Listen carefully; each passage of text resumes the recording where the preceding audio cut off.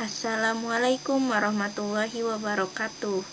Bersama saya dari perwakilan kelompok 2 untuk tugas Edupreneurship, saya Amelia Horis Siregar ingin menjelaskan tentang laporan proyek pengenalan kewirausahaan berdasarkan dari hasil wawancara kami. Untuk yang pertama, produk. Dalam berwirausaha ada dua hal yang bisa ditawarkan kepada konsumen, yakni terkait barang atau jasa. Kegiatan kewirausahaan ini melatih diri untuk selalu berupaya mengembangkan potensi dan jeli dalam melihat setiap peluang. Adanya pengamatan tentang barang atau jasa, apa yang sekiranya dibutuhkan oleh konsumen saat ini.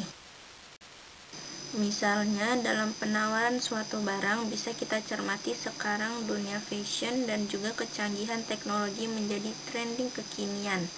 Dalam situasi ini kita bisa melihat celah dari suatu observasi bahwasannya kita bisa menyalurkan atau menawarkan suatu produk berupa pakaian, terkhusus para wanita yang memang tidak lepas dari suatu julukan hobi berbelanja.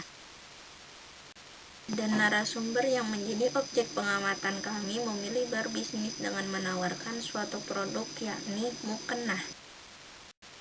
Pemilihan pemasaran produk tersebut dinilai narasumber sebagai suatu prioritas utama yang wajib dimiliki seorang wanita muslimah, khususnya para santri,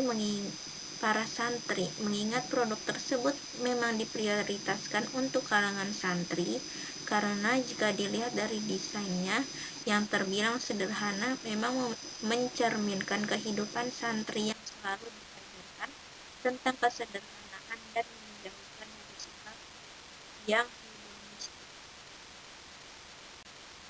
Awalnya narasumber memulai usahanya di lingkungan tempat tinggalnya sendiri yang merupakan kawasan pondok pesantren. Pemasaran awal dilakukan di koperasi pondok pesantren. Ketika peminat makin meningkat, narasumber ini pun berpikir untuk memulai merintis untuk berjualan online. Dan ketika narasumber memanfaatkan media sosial untuk mengekspos produknya, keuntungan yang didapat narasumber ketika mulai aktif mengembangkan usahanya lewat media sosial juga lebih besar daripada penempatan offline seperti biasanya. Strategi pemasaran. Ketatnya persaingan membuat narasumber memikirkan cara bagaimana agar para konsumen selalu memilih tokonya sebagai sasaran pembelanjaan.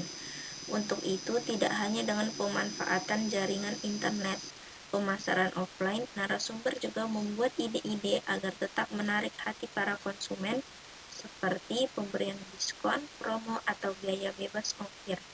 Dari yang awalnya hanya dikenal oleh kawasan tempat tinggalnya, sekarang semua orang bisa mengakses lewat platform yang ada di media sosial. Modal. Entrepreneur dalam menjalankan usahanya tidak lepas dari modal. Modal pun tidak selamanya identik dengan uang ataupun barang tangible. Sebuah ide sudah termasuk modal yang luar biasa karena ide merupakan modal utama yang akan membentuk dan mendukung modal lainnya. Beberapa modal yang termasuk ke dalam modal tidak berwujud antara lain modal intelektual, modal sosial dan moral, modal mental. Kelebihan berjualan online adalah tidak perlu mengeluarkan biaya lebih untuk menyewa toko secara fisik, tidak perlu membayar pajak penjualan ataupun pajak penghasilan dari berjualan online. Cakupan wilayah yang sangat luas, tidak perlu membutuhkan banyak modal yang besar dan memberatkan. Kelemahan berjualan online adalah teknik marketing yang agak sulit apabila tidak memahami, butuh kemauan keras dan ketekunan, sabar dalam menghadapi pelanggan, rawan akan penipuan. Thanks for watching. Wassalamualaikum warahmatullahi wabarakatuh.